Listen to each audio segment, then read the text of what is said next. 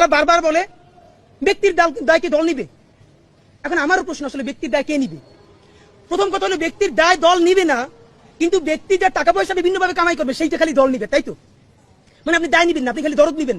তাহলে দ্বিতীয় প্রশ্ন হলো, ব্যক্তির দায় যদি দল না নেয় তাহলে যে কোনো দলের প্রধানই আইসে কি খুন করতে হবে? ধরেন বিএনপির যদি কেউ কোথায় খুন করে, এটা বিএনপি করছে এটা প্রমাণ করার জন্য কি তারেক রহমান সাহেব এসে খুন করতে হবে? জামাত যদি কোথায় কাউকে হত্যা করে, এটা কি ডাক্তার শফিক সাহেবকে এসে করতে হবে? এনসিপি যদি কোথাও কাউকে খুন করে, এটা কি নাহিদরি এসে করতে হবে? মানে কি কথা ভাই?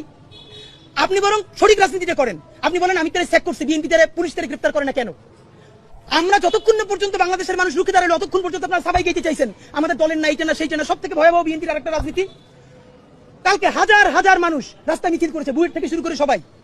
আবারও সেই ছাত্রদল বিএনপি আগের মতো বলার চেষ্টা করছে, কারো বলছে গুপ্ত শিবির, সাধারণ শিক্ষার্থীর নামে অমুক। এগুলো কি ভাই? আওয়ামী লীগের মতো ভুল করেন না, আওয়ামী লীগ এই চেষ্টা করছিল। আওয়ামী লীগ রাজাকার করতে করতে কি হয়েছে দেখেন নাকি ইন্ডিয়া পালান লাগছে। আপনারা হরে ধরে সবাই শিবির বলতে বলতে গুপ্ত বলতে বলতে কোথায় যে পালাইবেন পথ পাবেন না। এর কারণে ইতিমধ্যে আওয়ামী লীগের এক নেতা উত্তরা থানার ওসিকে ফোন করে বলছে যে আমরা তো ইন্ডিয়া পালাইতে পারছি, ওরা কিন্তু ইন্ডিয়াও যাইতে পারবে না। কথা আমরাও বলছিলাম। সুতরাং হরে ধরে সবাই শিবির বলা, গুপ্ত বলা, ট্যাকিং বলা এইসব বন্ধ করেন। বিপদ দেখলেই তওবা করেন, মাপ চান, এইসব কিছু করেন না।